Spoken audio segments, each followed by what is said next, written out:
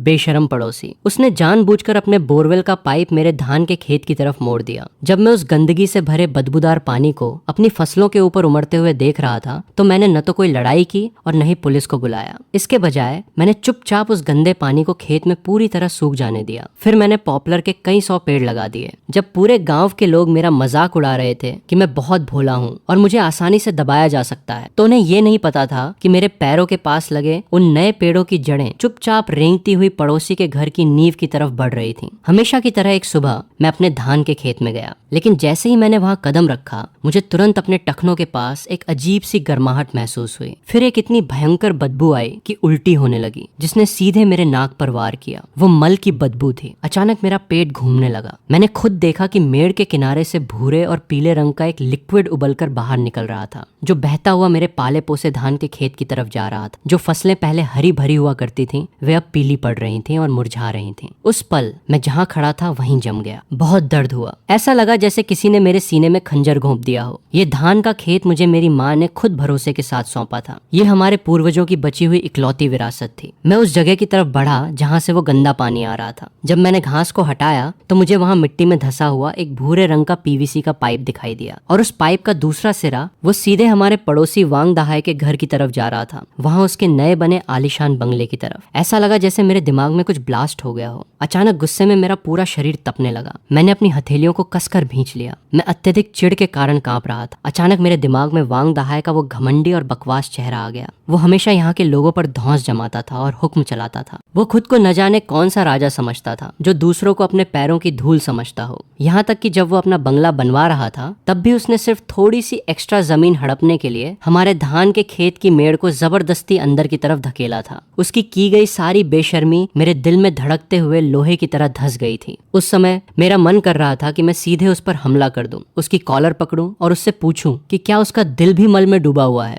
लेकिन जैसे ही मैंने कदम बढ़ाया मुझे घर पर अपनी बूढ़ी माँ का ख्याल आ गया, इसलिए मैंने खुद को रोक लिया। मैंने अपने गुस्से को शांत करने की पूरी कोशिश की। मैंने उन गालियों और गुस्से को वापस निगल लिया जो मेरी जुबान की नोक पर आ चुके थे। उसके जैसे लोगों के साथ अगर मैं सिर्फ लड़ाई करूंगा तो कुछ हासिल नहीं होगा। अगर मैं पुलिस में शिकायत भी कर दूं तो आखिर में वो केस भी बेकार ही चला जाएगा। वे ज्यादा से ज्यादा यही कर सकते हैं कि उस पाइप को हटवा देंगे और फिर फसलों के नुकसान के बदले मुझे कुछ पैसे दे देंगे। लेकिन मेरी गरिमा का क्या, और मेरी इस जमीन का क्या जिसे उसने इस तरह बर्बाद कर दिया और टॉयलेट बना दिया। वो पैसा उसके लिए महज चंद सिक्के हैं। वो उल्टा यही सोचेगा कि हर चीज को उसके पैसों से खरीदा और छुपाया जा सकता है, और निश्चित रूप से अगली बार उसकी करतूतें और भी बदतर हो जाएंगी। मैंने आसपास नजर दौड़ाई। पूरा धान का खेत शांत था। मुझे सिर्फ धान की फसलों से टकराती हुई हवा की सरसराहट ही सुनाई दे रही थी। मैं नीचे बैठा और उस पीवीसी पाइप को हाथ लगाया जो लगातार गंदा पानी उगल रहा था। वो ठंडा और कड़ा था। मैंने वांग दहाय के बंगले की नींव को ध्यान से देखा। मैंने ये अंदाजा लगाना शुरू किया कि वो पाइप कहाँ दबा हुआ है और खेत से उसके घर की नींव कितनी दूरी पर है। धीरे धीरे मेरी आंखों से गुस्से की आग गायब हो गई और उसकी जगह एक प्लान ने ले ली। रात होने पर मैंने घर में खेती के बारे में हमारे परिवार की एक पुरानी किताब ढूंढी। ये मेरे परदादा की विरासत थी। इसमें पौधों के बारे में प्राचीन ज्ञान लिखा हुआ था। मैंने धीरे धीरे पन्ने पलटे और मैं पॉपुलर के पेड़ वाले पेज पर आकर रुक गया। वहाँ लिखा था कि पॉपुलर की जड़ें बहुत ही आक्रामक होती हैं। ये बहुत तेजी से बढ़ता है और किसी भी चीज को भेद कर अंदर धंस सकता है। ये मिट्टी को मजबूत तो बना सकता है, लेकिन ये मजबूत पत्थरों को भी तबाह कर सकता है।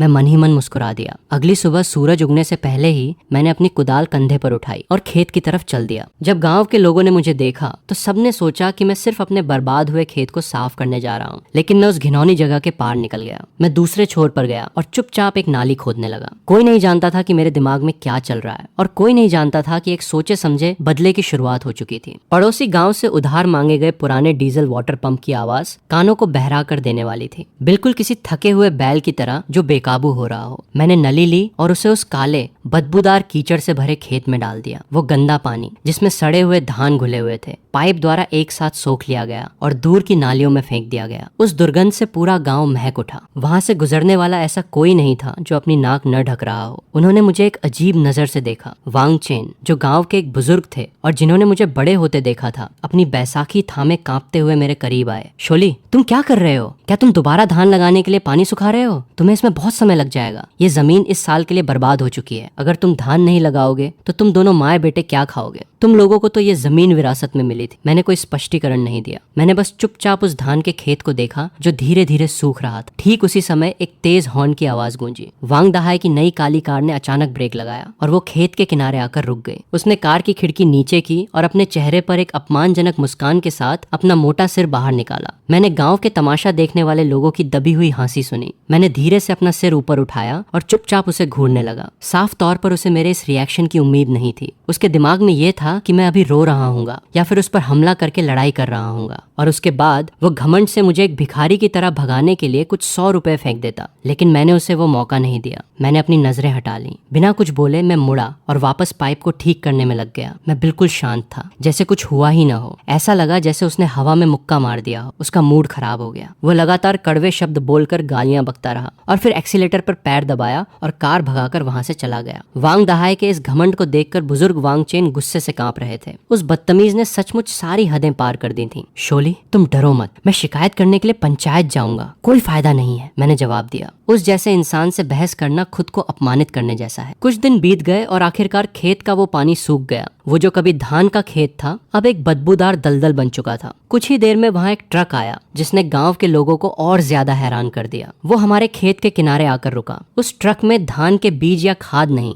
बल्कि पॉपुलर के पेड़ों की कलियां थीं। छोटे पौधे अंगूठे के बराबर थे और बड़े मेरी बांह जितने मोटे। मैंने उन्हें उतार कर खेत के किनारे लगा दिया। गांव के चुगलखोर फिर फुसफुसाने लगे। ली का बेटा शायद पागल हो गया है। धान का खेत बर्बाद कर दिया और अब ये बेकार के पेड़ लगा रहा है। लीवन, क्या तुम गरीबी के मारे पागल हो गए हो? पेड़? गंभीरता से, भले ही वे सोने के पेड़ क्यों न हो, तुम्हें सही जगह चुननी चाहिए थी। इस नाले जैसी बदबूदार मिट्टी में भला क्या उगेगा? वैसे भी तुम अपने उस पागल पिता पर ही गए हो। वांग दहाई के उन अपमानजनक शब्दों ने मेरे दिल को चीर दिया। मेरे कुदाल चलाने वाले हाथ एक पल के लिए रुक गए। मुझे सीने में एक दम घोटने वाला दर्द महसूस हुआ, लेकिन मैंने ऊपर नहीं देखा। मैंने कोई जवाब नहीं दिया। इसके बजाय मैंने और तेज कुदाल चलाना शुरू कर दिया। वांग दहाई, तुम्हें जल्द ही पता चल जाएगा कि ये महज पेड़ हैं जिन्हें मैं लगा रहा हूँ, या फिर तुम्हारी जिंदगी का अंत। वसंत की पहली बारिश ने सूखी जमीन को भिगो दिया। मेरे लगाए पॉपुलर के पेड़ों से हरी कलियां तेजी से निकलने लगीं। उस बंजर जमीन पर वे हरी लकीरें बहुत खूबसूरत लग रही थीं। तब से पॉपुलर का ये जंगल ही मेरी दुनिया बन गया। मैं रोज तड़के उठकर उन्हें देखता। मैं उन्हें पानी देता, खाद डालता और उनकी जड़ों के पास सफाई करता। मेरी हरकतें किसी कीमती चीज को संभालने जैसी थीं। कभी कभी मैं उन खुरदरे तनों को सहलाता जैसे अपने युद्ध के साथियों से बात कर रहा हूँ। मैं फुसफुसाता कि काश वे जल्दी बड़े हो जाएं, क्योंकि जितनी तेजी से वे बड़े होते मेरी उम्मीदें भी उतनी ही बढ़ती। धूप और हवा में काम करने के कारण मेरा चेहरा काला और सख्त हो गया था। मेरी हथेलियों पर छाले पड़ गए थे, लेकिन मेरी आंखों में एक अजीब सी चमक थी, इंतजार और बेरहम प्लानिंग की। गांव वालों की अफवाहें पागल से बदलकर दिमाग फिर गया है तक पहुंच गईं। वे नहीं समझ सकते थे कि मेरे जैसा किसान धान की खेती क्यों छोड़ेगा, सिर्फ इन बेकार के पेड़ों के लिए जिन्हें खाया भी नहीं जा सकता। बुजुर्ग वांगचेन ने भी कई बार आकर मुझे समझाया, आहें भरी और कहा कि इन पेड़ों को उखाड़ दो, लेकिन मैं सिर्फ मुस्कुराकर मना कर देता। उनकी बातों का अब मुझ पर कोई असर नहीं था। समय बीतता गया और वांग दहाई के उस महल जैसे आलीशान बंगले में छोटी मोटी दिक्कतें शुरू हो गईं। एक दोपहर मैंने जानबूझकर उसके घर के पिछले हिस्से से गुजरने का नाटक किया। मेरी नजरों ने तुरंत दीवार के पास नींव से ऊपर उठती एक बाल जैसी बारीक दरार को पकड़ लिया। मेरा दिल खुशी से धड़क उठा। कुछ ही दिनों बाद वांग दहाई ने उन्हें ठीक करने के लिए राजमिस्त्री को बुलाया। मैं दीवार के पीछे छुपकर उनकी बात सुनने लगा। राजमिस्त्री कह रहा था कि नींव धंस रही है, लेकिन वांग दहाई मानने को तैयार नहीं था और अपने कारीगरों पर चिल्ला रहा था। लेकिन ये तो बस शुरुआत थी। जल्द ही पाइप्स ब्लॉक होने लगे और पूरा अहाता बदबू से भर गया। वो लगातार प्लम्बर को गालियां देता और खराब काम का दोष देता, लेकिन उसने कभी भी असली वजह के बारे में नहीं सोचा। दूसरी तरफ मैं मेड़ पर खड़ा होकर अपने पॉपुलर के पेड़ों को निहारता रहता। अब उनमें महज कोमल कलियों का कोई नामो निशान नहीं बचा था। उनकी शाखाएं और पत्तियां हरी भरी होकर लहलहा रही थीं और गर्मी की धूप में जिंदगी से पूरी तरह सराबोर थीं। मैं जमीन के नीचे चल रहे उस खेल को अच्छी तरह महसूस कर सकता था जिसे कोई और नहीं देख पा रहा था। वे मजबूत जड़ें जमीन के नीचे मेरे उन जांबाज सैनिकों की तरह थीं जो एक इकलौते मिशन पर निकले थे, चुपचाप आगे बढ़ना और वांग दहाई के बंगले के नीचे के हिस्से पर पूरी तरह कब्जा कर लेना। एक आधी रात को जब सब सो रहे थे, मैं हाथ में एक काली बाल्टी लिए चुपचाप अपने जंगल के अंदर गया। उस बाल्टी के अंदर जड़ों को बहुत तेजी से बढ़ाने वाला एक स्पेशल केमिकल था। मैंने बहुत आराम से उस लिक्विड को उन पॉपुलर के पेड़ों की जड़ों में डाल दिया जो वांग दहाई के घर की नींव के सबसे करीब थे। जैसे ही वो लिक्विड मिट्टी में सोख लिया गया, वो तुरंत गायब हो गया। लेकिन सिर्फ मैं ही जानता था कि जमीन के नीचे एक बहुत बड़ा खेल शुरू हो चुका था। पॉपुलर के पेड़ इतनी तेजी से बढ़े कि आप इसे अपनी आंखों से साफ देख सकते थे। हर एक पत्ता मानो जीत का जश्न मना रहा था। दूसरी तरफ वो बंगला जो दौलत और घमंड का प्रतीक था, वो जमीन के नीचे उसी हिस्से से चुपचाप और धीरे धीरे तबाह हो रहा था जिसे बाहर से कोई नहीं देख सकता था। 1 साल बीत गया। मेरे वे पेड़ जिनका वे मजाक उड़ाते थे अब आदमी की ऊंचाई से भी ऊंचे हो चुके थे। जो पेड़ कभी अंगूठे जितने पतले थे अब एक बच्चे की बाह जितने चौड़े हो गए थे। गर्मियों में उनकी पत्तियां इतनी घनी हो जाती थीं कि वे एक हरी बाड़ की तरह दिखते थे। इसी बीच वांग दहाई के घर के बाहर की दरारें मकड़ी के जाले की तरह फैलने लगी। दीवार का पेंट उखड़ने लगा। पहली मंजिल के दरवाजे का फ्रेम टेढ़ा हो गया था, इसलिए दरवाजा बंद करने के लिए उसे जोर से पटकना पड़ता था। वो परेशान होने लगा, इसलिए उसने सस्ते मजदूरों के बजाय शहर से प्रोफेशनल कारीगर बुलाए। कारीगरों ने घर का मुआयना किया और वांग दहाई को दरारें दिखाई। बॉस वांग, समस्या सिर्फ दीवार की नहीं है, नींव कमजोर हो गई है। बाहर से इसे ठीक करना बेकार है। ये घाव को ढंकने जैसा है जबकि अंदर मवाद भर रहा है। अगर इसे ठीक करना है तो नींव को दोबारा मजबूत करना होगा और ये बहुत बड़ा काम है। जब वांग दहाई ने सुना कि काम बहुत बड़ा है तो उसका चेहरा पीला पड़ गया। परेशानी के अलावा वो ज्यादा पैसे खर्च नहीं करना चाहता था, इसलिए उसने मजदूरों को सिर्फ दीवार की सबसे खराब दरारों पर पेंट करने का आदेश दिया। उसने खुद को यह झूठ बोलकर तसल्ली दी कि समस्या सुलझ गई है, लेकिन उसका दुख खत्म नहीं हुआ। जमीन के नीचे के पानी के पाइप लीक करने लगे, जिससे रसोई और बाथरूम में हमेशा फर्श गीला रहता। एक दिन प्लम्बर ने पाइप देखने के लिए जमीन खोदी। मैं पास ही खड़ा था, काम करने का नाटक कर रहा था, लेकिन उनकी हर हरकत पर नजर रखे हुए था। प्लम्बर ने पाइप के अंदर से एक काली उलझी हुई चीज निकाली, सफेद और छोटी जड़ों का गुच्छा। मेरी धड़कनें तेज हो गईं।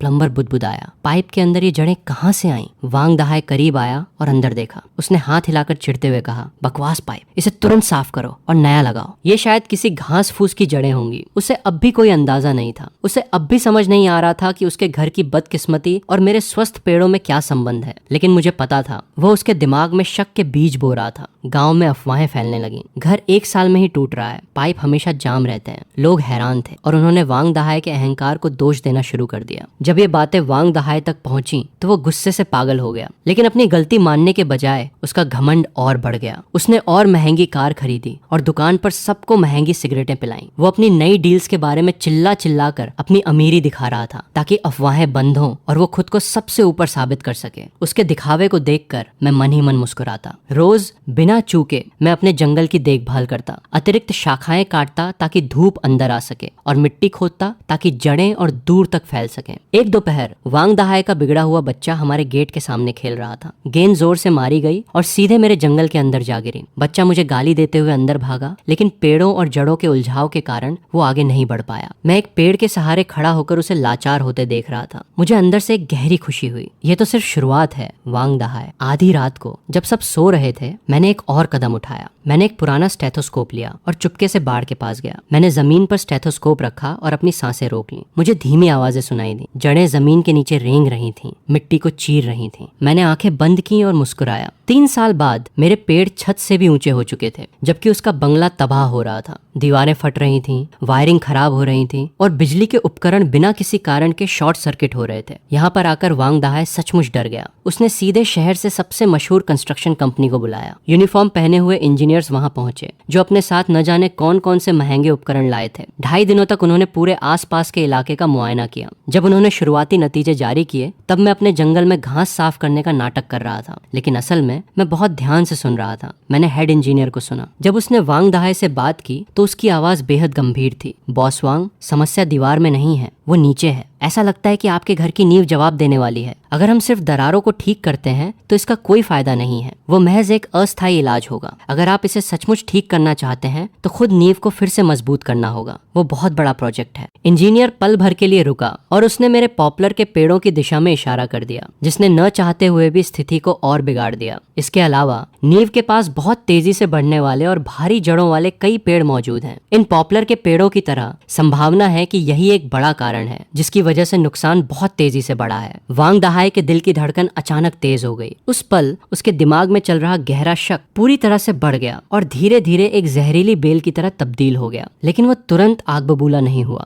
वांग दहाई एक ऐसा इंसान था जिसका घमंड बहुत ऊंचा था और वो किसी भी कीमत पर अपमानित नहीं होना चाहता था। वो गांव के लोगों को कभी ये पता नहीं चलने देना चाहता था कि उसका आलीशान बंगला, जिसे उसने अपनी आधी जिंदगी की कमाई लगाकर बनवाया था, असल में एक नाकाम और आसानी से ढह जाने वाला प्रोजेक्ट था और अब वो पड़ोसी के कुछ बेकार पेड़ों की वजह से तबाह होने की कगार पर था। इसलिए उसने ये अफवाह फैला दी कि उसने बहुत भारी मुनाफा कमाया है और उसके घर का मौजूदा डिजाइन अब उसके लिए बहुत पुराना हो चुका है। उसने कहा कि वो घर को अंदर से लेकर बाहर तक रेनोवेट करने और खूबसूरत बनाने के लिए कई मिलियन रुपए खर्च करने वाला है। उसने जानबूझकर कोने की किराना दुकान के पास अपनी आवाज को ऊंचा रखा और घमंड से चिल्लाया कि वो पूरे घर के फर्नीचर को इटली से मंगाए गए इम्पोर्टेड फर्नीचर से बदलने जा रहा है। उस पूरे दिखावे के बाद आखिरकार वो मेरे पास आया। उस दोपहर मैं अपने अहाते में धान सुखा रहा था। मैंने उसे मुंह लटकाए हुए देखा, जैसे उस पर आसमान और जमीन दोनों टूट पड़े हों। वो मेरे दरवाजे पर इस तरह आकर खड़ा हो गया जैसे कोई कर्ज वसूलने आया हो। लीवन, तुम्हारे ये बकवास पेड़ इतनी तेजी से कैसे बढ़ रहे हैं? क्या तुमने वहाँ कोई बैन किया हुआ केमिकल इस्तेमाल किया है? मैंने तुम्हें चेतावनी दी थी, अगर उन पेड़ों की वजह से मेरे घर पर कोई असर पड़ा तो हम सचमुच आपस में निपट लेंगे। उसके शब्दों में गहरा शक मिला हुआ था और साफ तौर पर यह एक गंभीर धमकी थी। मैं धीरे से सीधा खड़ा हुआ और अपने हाथों की धूल झाड़ दी। मैंने अपनी आंखों में बिना किसी भाव के उसकी नजरों का सामना किया और बहुत शांत होकर जवाब दिया, बॉस वांग, ये तो अच्छी बात है कि मेरे पेड़ इतनी तेजी से बढ़ रहे हैं। इसका सीधा सा मतलब है कि मेरी जमीन बहुत अच्छी और उपजाऊ है। मेरे होंठों पर एक हल्की सी मुस्कान उभर आई। रही बात तुम्हारे घर की, तो मुझे उससे कोई लेना देना नहीं है। काश जब तुम इसे बनवा रहे थे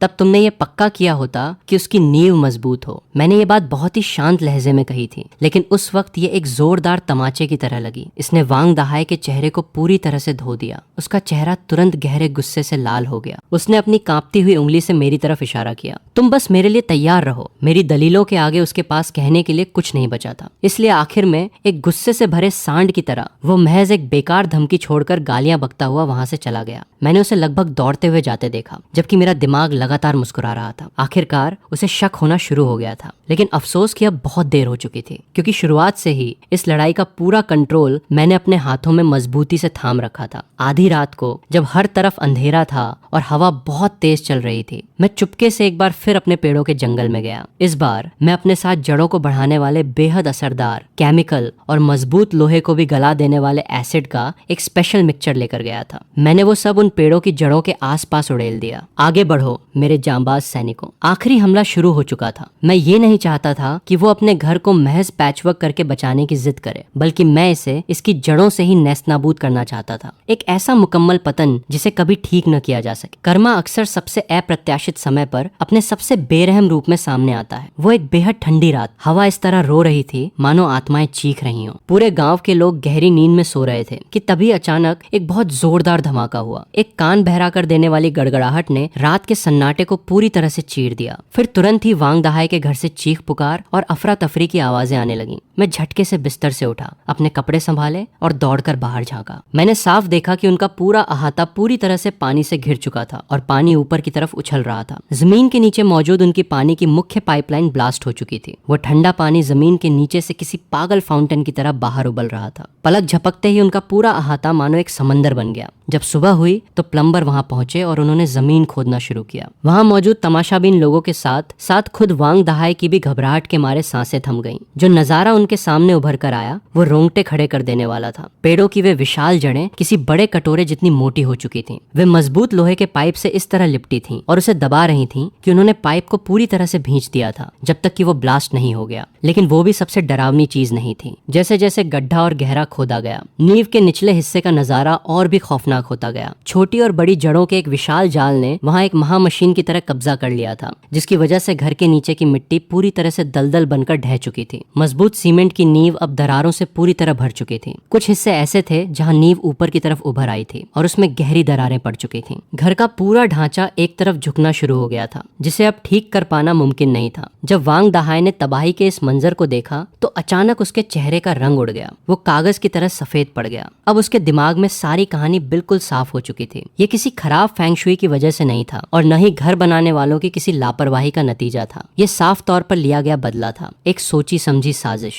उसका पूरा शरीर कांपने लगा, उसके होंठ थरथरा रहे थे, उसके मुंह से एक शब्द भी नहीं निकला। अचानक वो एक खूंखार कुत्ते की तरह मुड़ा और अपनी जलती हुई खूंखार नजरों से मेरे पेड़ों को घूरने लगा। ली चुआन, कमीने, मैं तुझे जान से मार डालूंगा। लेकिन बदले में उसे सिर्फ हवा से टकराती हुई पेड़ों की सरसराहट की आवाज सुनाई दी। तमाशा देखने के लिए आसपास के पड़ोसी वहां जुटने लगे। जब लोगों ने देखा कि कैसे जड़ों ने वांग दहाई के घर को पूरी तरह नेस्तनाबूद कर दिया है, तो वहां भारी भीड़ इकट्ठा हो गई। वे सब इस तबाही को देखकर सन्न रह गए। वे आपस में खुसफुसाने लगे। अब वे मुझे किसी हमदर्दी या हैरानी से नहीं देख रहे थे, बल्कि उनकी नजरों में खौफ मिला हुआ था और साथ ही एक गहरा सम्मान भी था। वे अब समझ चुके थे कि इस शांत रहने वाले लड़के के भीतर एक भयानक गुस्सा और ताकत छिपी हुई थी। बुजुर्ग वांग चेन लोगों के बीच खड़े थे। वे वांग दहाई के टूटे हुए घर को नहीं, बल्कि मेरे शांत चेहरे को देख रहे थे। उनकी नजरों में हैरानी और एक गहरी समझ छिपी थी, जिसके बाद उन्होंने एक ठंडी सांस ली। वांग दहाई के गुस्से का जब कोई ठिकाना नहीं रहा, तो उसने तुरंत सबसे आसान रास्ता सोचा, पेड़ों को काट देना। उसने तैश में आकर कुछ लालची पड़ोसियों को इकट्ठा किया। वे अपने हाथों में कुल्हाड़ियां और आरे लेकर मेरे जंगल की तरफ बढ़ने लगे। वे पागलों की तरह चिल्ला रहा था, आगे बढ़ो, हाँ, काट डालो इन सारे मनहूस पेड़ों को, मैं तुम्हें हर पेड़ के बदले पैसे दूंगा। मैं बहुत शांत होकर घर से बाहर आया। मेरे हाथ में एक बेहद धारदार और चमकती हुई दरांती थी। मैं बस अपने जंगल के मुहाने पर जाकर खड़ा हो गया। ये जमीन मेरी है और ये पेड़ भी मेरे हैं। अगर किसी ने एक भी पेड़ को छूने की हिम्मत की तो देख लेना, मैं इसके खिलाफ अपनी जान देने के लिए तैयार हूँ। मेरी इस भयंकर हिम्मत को देखकर वे वहीं थम गए। वे एक दूसरे का मुंह ताकने लगे और उनमें अपने हाथों की कुल्हाड़ियों को उठाने तक की हिम्मत नहीं बची। जब वांग दहाई ने यह देखा तो वो गुस्से से तिलमिला उठा और चिल्लाया, ये बहुत ज्यादा हो गया,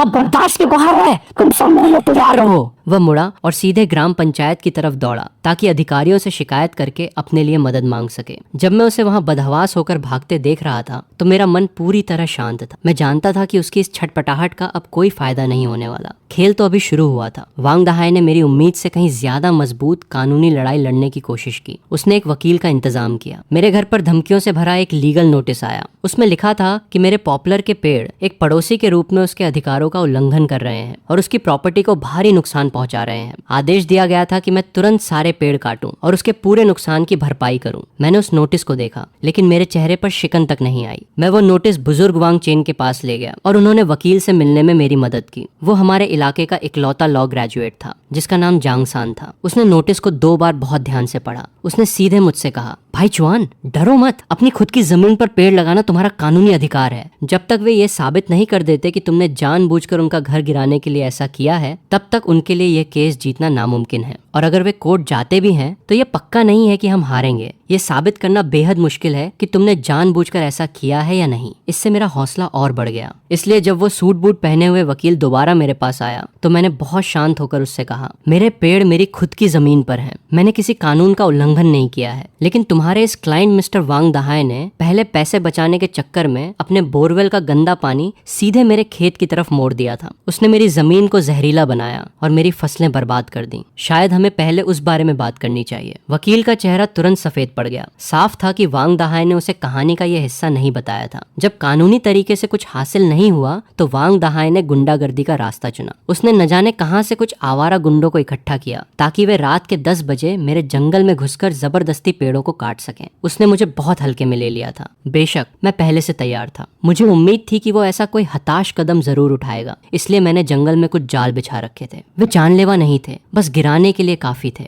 उनके पैरों में उलझने वाली बेलें और कुछ छोटे गड्ढे थे। उस रात मुझे जंगल के भीतर से सिर्फ चीख पुकार और गालियों की आवाजें सुनाई दी। उसके तुरंत बाद खौफ के मारे उल्टे पैर दौड़कर भागते हुए गुंडों के कदमों की आवाज आई। सुबह होते ही पंचायत में अफवाह फैल गई कि वांग दहाई के भेजे गए गुंडों को जंगल के भीतर किसी साये या भूत ने सबक सिखाया है। वे सब चेहरे पर नीलों के निशान लिए खौफ से अधमरे होकर वापस लौटे थे। उसके बाद से किसी की हिम्मत नहीं हुई कि मेरे पेड़ों के करीब भी फटक सके। उसने साम दाम दंड भेद सब आजमा लिया था, लेकिन कुछ काम नहीं आया। आखिरकार वांग दहाई पूरी तरह से निराश हो गया और जिस चीज ने उसके बचे खुचे मानसिक संतुलन को पूरी तरह से तोड़ दिया वो थी उसके घर के स्ट्रक्चर की ऑफिशियल सरकारी रिपोर्ट। उसमें साफ साफ लिखा था, सूचना, इस मकान की नींव पूरी तरह से नष्ट हो चुकी है, जिसके कारण पूरा ढांचा ढहने की कगार पर है। मुख्य दीवारों पर गहरी दरारें आ चुकी हैं और मकान का टेढ़ापन अब ठीक नहीं किया जा सकता। इसे लेवल डी का एक खतरनाक भवन घोषित किया जाता है जो किसी भी समय गिर सकता है। सलाह दी जाती है कि इसे तुरंत खाली करके ढहा दिया जाए। जब वांग दहाई ने इन शब्दों को पढ़ा तो उसका भारी शरीर लड़खड़ा गया, उसके घुटने जवाब दे गए और वो वहीं जमीन पर ढेर हो गया। उसकी जिंदगी भर की आधी कमाई, जिसे उसने अपनी अमीरी का दिखावा करने और उस आलीशान बंगले को बनाने में झोंक दिया था, अब कानून की नजरों में महज सीमेंट और लोहे के चद्दरों का एक कबाड़ का ढेर बन चुकी थी। और इसके तुरंत बाद एक के बाद एक और भी बुरी खबरें आने लगीं। मुझे नहीं पता कि बैंक को ये खबर कहां से मिली, लेकिन उन्होंने तुरंत उसके घर पर अपने लोग भेज दिए। चूंकि उसकी गिरवी रखी प्रॉपर्टी की कीमत पूरी तरह गिर चुकी थी, इसलिए बैंक ने उसे अपना बचा हुआ पूरा कर्ज तुरंत चुकाने या उसके बदले उतनी ही कीमत की कोई दूसरी चीज गिरवी रखने पर मजबूर कर दिया। लेकिन अब वो और पैसे कहां से लाता? उसने अपने बिजनेस से की गई कमाई का बड़ा हिस्सा इसी घर को बनाने में झोंक दिया था। इससे भी बदतर यह हुआ कि उसके बिजनेस पार्टनर्स भी धीरे धीरे उससे किनारा करने लगे। आखिर कोई ऐसे इंसान पर कैसे भरोसा करता जो अपना खुद का घर तक नहीं बचा सका? उसकी काबिलियत और साख पर अब कौन यकीन करता? लेनदारों के फोन लगातार आने लगे। उसके वे दोस्त जो कभी सगे भाइयों की तरह होने का दम भरते थे, अब पलक झपकते ही उसे पीठ दिखाकर भाग गए। सबने उसका साथ छोड़ दिया और उसके पास छुपने की कोई जगह नहीं बची। आखिरकार एक दोपहर जब हल्की बर्फबारी हो रही थी, वांग दहाई मेरे दरवाजे पर आकर खड़ा हो गया। उसका वो पुराना घमंड और अकड़ पूरी तरह गायब हो चुके थे। उसका वो मोटा और चिकना चेहरा अब पीला और बेजान पड़ चुका था, जिस पर दुखों की गहरी झुर्रियां साफ दिख रही थीं। अचानक वो मेरे दरवाजे के बाहर घुटनों के बल बैठ गया। वो उस कड़ाके की ठंड में बर्फ पर घुटने टेककर फूट फूट कर रोने लगा। अपनी नाक और आंसू बहाते हुए वह बार बार अपना सिर जमीन पर पटक रहा था, जिससे हड्डियां चटकने की आवाज साफ आ रही थी। उसके इस तरह रोने और भीख मांगने की आवाज सुनकर आसपास के चुगलखोर पड़ोसी तमाशा देखने के लिए इकट्ठा हो गए। मैंने धीरे से दरवाजा खोला। मैं अंदर खड़ा होकर ऊपर से उसे बेबसी में रेंगते हुए देख रहा था। जब वो जमीन पर घुटने टेके हुए था तो बर्फ की बूंदें उसके बालों पर गिरकर तुरंत पिघल रही थीं।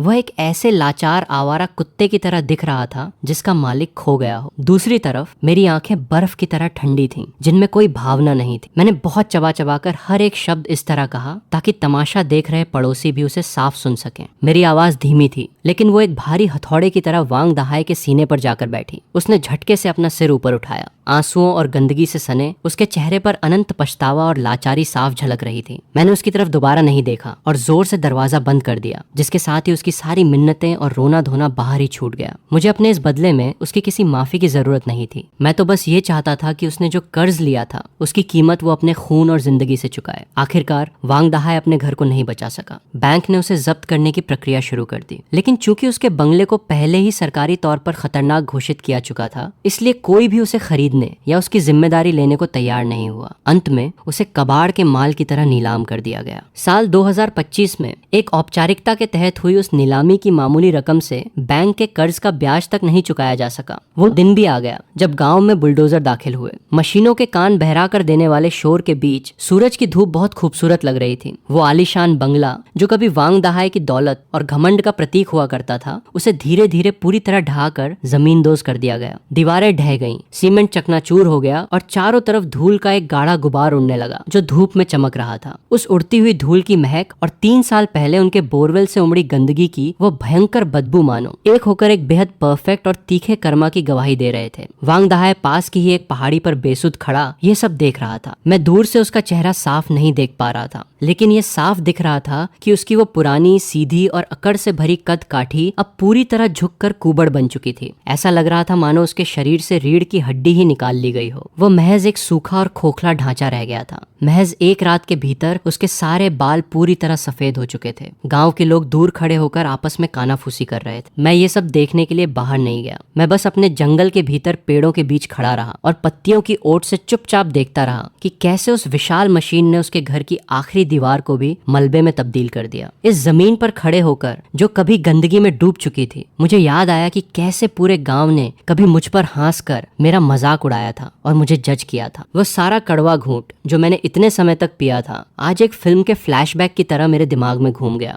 मेरी आंखें भर आईं, लेकिन मुझे इस बात की कोई बहुत बड़ी खुशी महसूस नहीं हुई कि आखिरकार मेरा मेरा बदला पूरा हो गया। मुझे सिर्फ एक गहरी खामोशी और शांति महसूस हो रही थी, जैसे मेरा मिशन अब मुकम्मल हो चुका हो। पॉपुलर के पेड़ों का यह जंगल, जिसे कभी वांग दहाई ने बहुत कमतर आंका था और कचरा कहा था, आज मेरे पीछे मजबूती से सीना ताने खड़ा था, मानो मेरे सबसे वफादार सैनिक हों, पूरी तरह शांत और गर्व से भरे हुए। तभी एक छाले पड़े खुरदरे हाथ ने धीरे से मेरे कंधे को थपथपाया। वह बुजुर्ग वांग चेन थे। उन्होंने कुछ नहीं कहा, उन्होंने बस चुपचाप गर्म चाय से भरा एक पुराना बर्तन मेरी तरफ बढ़ा दिया। मैंने उसे अपने हाथों में लिया, अपना सिर ऊपर उठाया और लगातार उस गर्म चाय को पी गया। उसकी गर्मी ने मेरे सीने में बची खुची आखिरी ठंड और कड़वाहट को भी पूरी तरह से शांत कर दिया। मैंने उस जगह को देखा जहाँ कभी वांग दहाई का मकान खड़ा था, जो अब पूरी तरह खंडहर बन चुका था। अब मेरे दिल में सिर्फ एक सुकून बचा था। वांग दहाई, क्या तुमने इसी जमीन को कमतर नहीं आंका था? आज तुम्हारे पास इस जमीन पर पैर रखने तक का कानूनी हक नहीं बचा है। वांग दहाई पूरी तरह से दिवालिया हो चुका था। उसने न सिर्फ अपना घर खोया, बल्कि वो इतने बड़े कर्ज के नीचे दब गया जिसे वो जिंदगी भर नहीं चुका सकता था। और उसकी पत्नी उनके परिवार की आखिरी बची हुई सेविंग्स लेकर अपने बच्चे के साथ रातों रात इस तरह गायब हो गई जैसे कपूर उड़ जाता है। वांग दहाई अब इस पूरे गांव का सबसे लाचार और अकेला इंसान बन चुका था। वह दिन रात 24 घंटे खुद को सबसे सस्ती और घटिया शराब के नशे में डुबोए रखता और गांव की गलियों में एक जिंदा लाश की तरह भटकता रहता। दूसरी तरफ मैंने अपनी जिंदगी का एक नया अध्याय शुरू किया। वसंत की शुरुआत में मैंने प्रोफेशनल लकड़हारों को बुलाया ताकि वे मेरे जंगल के कुछ हिस्सों को सलीके से छांट सकें।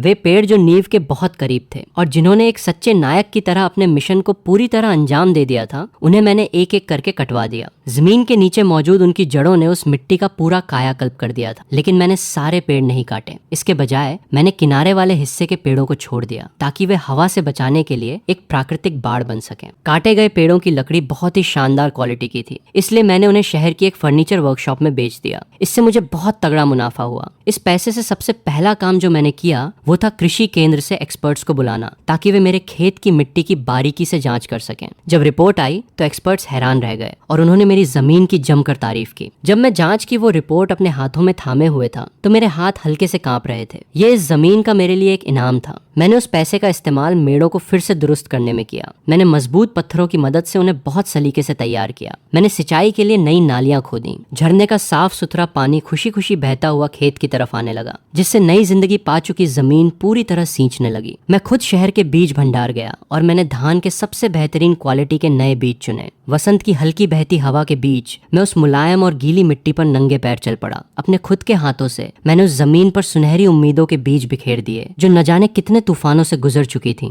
इस काम में मेरा पूरा प्यार और मेरा पुराना गुस्सा घुला हुआ था। मेरी जिंदगी अब बहुत व्यस्त लेकिन सार्थक हो चुकी थी। गांव के हर इंसान ने हमारे परिवार के इस बड़े बदलाव को अपनी आंखों से देखा। मेरे प्रति उनकी नजरों का नजरिया बदल चुका था। वह अब किसी हमदर्दी या गहरी हैरानी का नहीं, बल्कि एक सच्चे सम्मान और खौफ का था। अब वे मुझे ली के लड़के कहकर नहीं बुलाते थे। इसके बजाय वे मुझे बहुत आदर से भाई ली कहकर पुकारने लगे थे। कभी कभी गांव के कोने की दुकान पर मेरी मुलाकात वांग दहाई से हो जाती, जो वहां शराब उधार मांग रहा होता था। उसने गंदे और फटे पुराने कपड़े पहन रखे थे और उसके बाल किसी जंगली घास की तरह बिखरे हुए थे। उसकी आंखें धुंधली और पूरी तरह बेजान थीं। उसके भीतर अब उस पुरानी अमीरी और घमंड का एक कतरा भी बाकी नहीं बचा था। जब भी वो मुझे देखता तो वो बिल्ली को देखकर डरने वाले चूहे की तरह कांपने लगता और तुरंत अपना सिर नीचे झुका लेता। वो मेरी आंखों में आंखें डालकर देखने की हिम्मत नहीं कर पाता था और लड़खड़ाते कदमों से दूर चला जाता। जब मैं उसकी उस झुकी हुई पीठ को देखता तो मुझे उसकी इस बर्बादी पर जरा सी भी खुशी महसूस नहीं होती थी। दिल में सिर्फ इस चंचल नियति को देखकर सिर हिलाने का भाव आता और साथ ही अपने इस पूरे बदले की कामयाबी पर एक बहुत ही गहरा आंतरिक सुकून महसूस होता। इस दुनिया में ऐसा कोई गुस्सा नहीं है जिसकी कोई ठोस वजह न हो, और न ही ऐसा कोई जजमेंट है जिसकी कोई शुरुआत न हो। इस दुनिया में ऐसा कोई भी राज नहीं है जो कभी न कभी खुलकर सामने न आए। जब पतझड़ का मौसम आया तो मेरे खेत में धान की इतनी शानदार फसल हुई जो मैंने अपनी जिंदगी में पहले कभी नहीं देखी थी।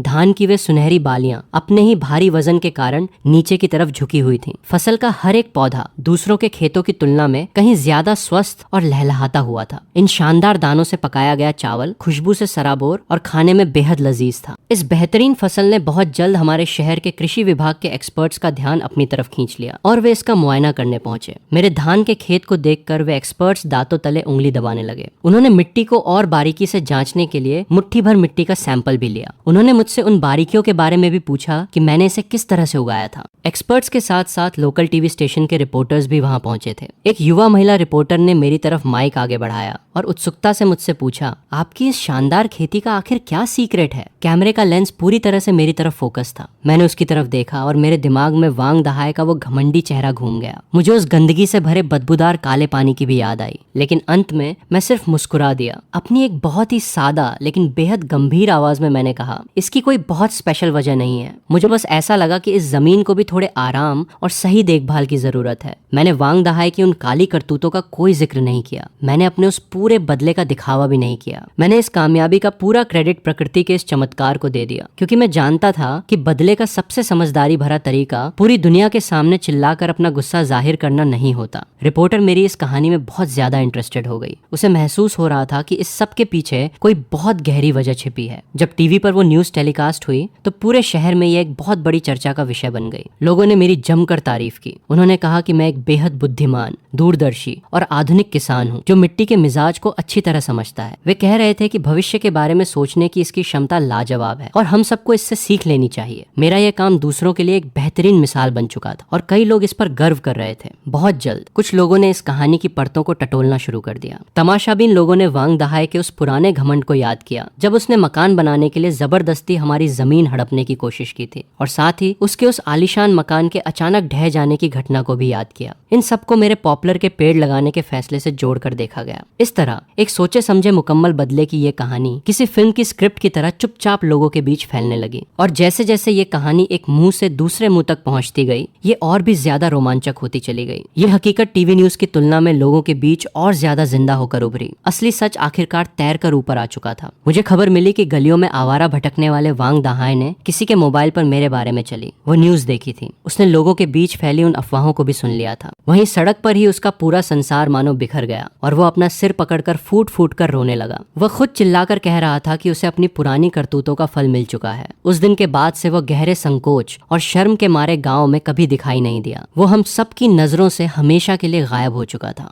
दूसरी तरफ मेरी इस कहानी की वजह से मेरे खेत का चावल पूरे इलाके में सफलता और राइस ऑफ सक्सेस के नाम से मशहूर हो चुका था। दूर दूर से ऑर्डर्स की बौछार होने लगी थी और इसकी कीमत आम चावल की तुलना में कई गुना ज्यादा महंगी हो चुकी थी। हमारे जीवन का पूरा पासा ही पलट चुका था। हमारी जिंदगी अब बेहद आसान और समृद्ध हो चुकी थी। मैं अब वो लाचार और गरीब इंसान नहीं रह गया था जिसे महज 2 वक्त की रोटी का जुगाड़ करने के लिए जमीन के एक छोटे से टुकड़े पर आश्रित रहना पड़े। मैंने अपनी बुद्धि और मजबूत इरादों के बल पर अपने लिए एक बेहद खुशहाल, समृद्ध और सम्मानजनक जीवन को गरिमा के साथ वापस हासिल कर लिया था। और फिर इसी के साथ हमारी ये छोटी सी स्टोरी यहीं पर खत्म होती है। तो दोस्तों, आपको ये छोटी सी कंप्लीट स्टोरी कैसी लगी हमें कमेंट सेक्शन में ज़रूर बताएं। और अगर आपको हमारी ये वीडियो अच्छी लगी हो तो हमारी वीडियो को लाइक और हमारे चैनल को सब्सक्राइब करना ना भूलें। मिलते हैं आपसे एक अगली वीडियो में।